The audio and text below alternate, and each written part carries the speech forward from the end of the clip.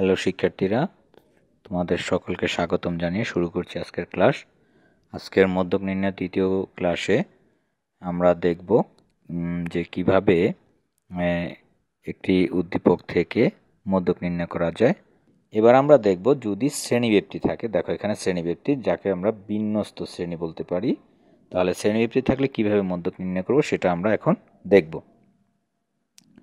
তো আমরা দেখো সমাধান লিখলাম। তাহলে যেহেতু শ্রেণীব্যক্তি আকারে ঘর আছে, তাহলে আমরা ক্রমিত গণসংখ্যার ঘরটি লিখব এবং সেটা পূর্বের ন্যায় ফিল আপ করব। আশা করি তোমরা বুঝতেছো কিভাবে আমি এই ঘরটি ফিল আপ করেছি। তোমরা গত ক্লাস যারা দেখো নাই দেখে নেবে, তাহলে ক্রমিত গণসংখ্যার ঘরটি সম্পর্কে ভালো বুঝতে পারবে।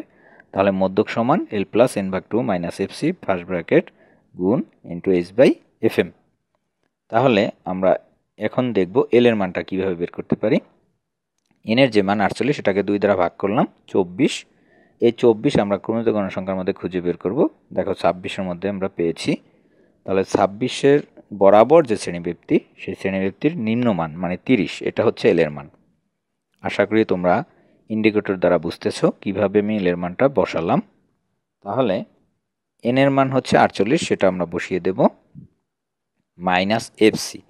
এফসি হচ্ছে এই যে 26 যেখানে পাবো তার উপরের যে শ্রেণী, সেটা হচ্ছে 20। এই 20 হচ্ছে এফসির মান। এখানে যেই ঘরে আমরা এল এর মানটা পাবো তার উপরের ক্রমযুক্ত গণসংখ্যা হচ্ছে এফসির মান, এটা মাথায় রাখলেই হবে। ইন্টু এফএম এর মান হচ্ছে এল এর বরাবর, এল যেখানে পেলাম 30, সেই শ্রেণীর বরাবর গণসংখ্যা হচ্ছে এফএম। তাহলে এখানে 6 হচ্ছে এফএম। দেখো 6 বসে গেল। এরপরে এইচ হচ্ছে শ্রেণীব্যক্তি মানে 5। তাহলে আমরা এখন ক্যালকুলেশন করি। দেখো প্রথমে আমরা ভাগ করলাম 48-কে 2 দ্বারা। 2 দ্বারা ভাগ করলে 24 মাইনাস 20-এর 20, তারপরে ইন্টু 5/6। এরপরে আমরা বিয়োগ করব। বিয়োগ করলে 4 হয় এবং গুণ আকারে বসে যাবে। এবার আমরা গুণ করব। 4 আর 5 গুণ করলে 20। পরের লাইনে আমরা 20-কে 6 দ্বারা ভাগ করব। ভাগ করলে 3.33। এরপরে যোগ করলে 33.33। আশা করি তোমরা এই মধ্যক নির্ণয় বুঝতে পেরেছ। আগামী ক্লাস দেখার আমন্ত্রণ রইল। ভালো থাকো। আল্লাহ হাফেজ।